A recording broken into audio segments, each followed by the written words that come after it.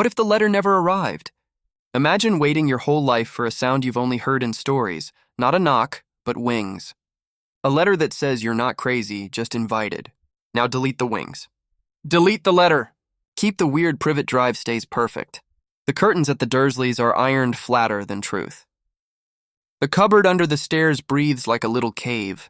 In that house, the official policy on magic is simple. There isn't any. The unofficial policy is simpler. Don't ask, but the world keeps answering. Light bulbs pop when your chest tightens. Locks sigh open when you're cornered.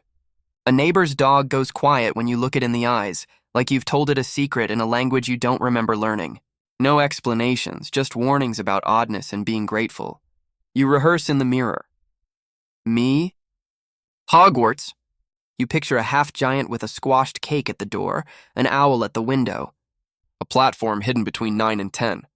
You even tidy the windowsill, because that's where the story says the reply will land. And then, nothing. No owl post. No heavy parchment in green ink. 11 comes and goes like a train you missed because no one showed you the trick, so you start without permission. You find an old notebook and write on the first page, "Things I can do." No long explanations, just icons. A cracked light bulb. A key turning by itself. A paw print for the dog that stopped barking when you whispered please without moving your lips. You add dates. You repeat. It stops being chaos and becomes practice. Without Diagon Alley, the library is Diagon enough. Science shelves, folklore shelves, and a very patient librarian who doesn't ask why you check out myths and magnets in the same stack. Names help, but attention helps more. One afternoon, Dudley and company corner you in a narrow alley. No wand, no spell list, just breathing and a side door with a cheap lock. Heartbeat 1, heartbeat 2, click. The latch slides back like it's been waiting to be asked nicely. You slip through and shut it from the safe side. Not dramatic, clean. Control feels better than luck. Power needs rules, so you write one. Nothing that hurts on purpose. If a bulb pops, you apologize to the room. It's silly, it works. If a lock opens, make sure it's yours to open. If a dog goes quiet, it gets a scratch and a promise. The rule turns storm into weather you can read. By autumn, the notebook is soft at the edges. You map small routines, steady breath, focus that doesn't squeeze, a teacup trick that saves laundry. You don't call it magic. Calling it magic feels like a promise someone else forgot to keep. You call it practice.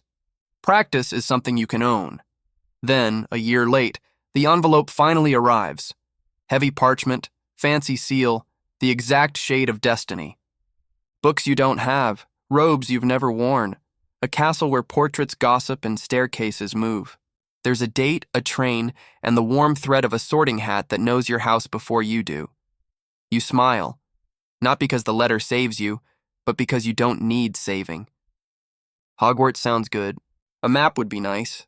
Friends would be a miracle. But the kid who waited for an owl has become the kid who writes back. You pen a reply in careful lines. I'll come if I can keep my notebook and the rule I made for it. Also, if the hat wants to talk, I'd like to talk back. The owl on the fence blinks like no one's ever negotiated with an institution older than dragons. Maybe they haven't. Maybe most kids sprint at the barrier and run through the bricks without thinking. You don't run. You walk, you ask. The wall answers. It doesn't do it for you. It does it with you. On the other side, the platform smells like steam and sweets. First years and hand-me-downs angle for courage. Pure-blood cousins angle for advantage. Twins angle for trouble. Names fly past. Weasley, Granger, Longbottom, like chess pieces looking for a board. You decide to collect people the way you collect experiments, one clear rule at a time. The castle is exactly wrong in all the right ways. Ceilings pretend to be sky. Stairs develop opinions. Suits of armor practice whispering. The portraits have seen your grandparents make the same faces you swear you invented. It is terrifying and kind. At the far end of the hall waits a patched hat with a mouth too big for its job. When the sorting hat settles on your head, you whisper first, I made a rule. The hat chuckles like a fireplace. So did I, it says, and lists 4 houses like 4 doors. Courage, craft, clever, belonging. You are more than one. You say, I'd like to stay the kid who writes his own rules. The hat says, then pick a table where you can keep your promise.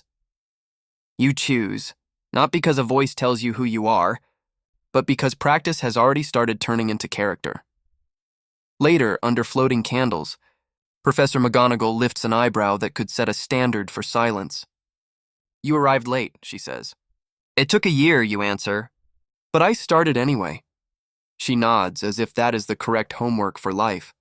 Somewhere on a higher floor, Dumbledore laughs at a joke only time understands. Letters are good. Owls are cinematic, but maybe the point of the invitation was never to define you, only to remind you that you were already becoming. If your owl is late, open the door yourself. If your platform is hidden, ask the wall. If your hat speaks, speak back. And if a dog stops barking because you looked at it kindly, well, you're probably on the right platform.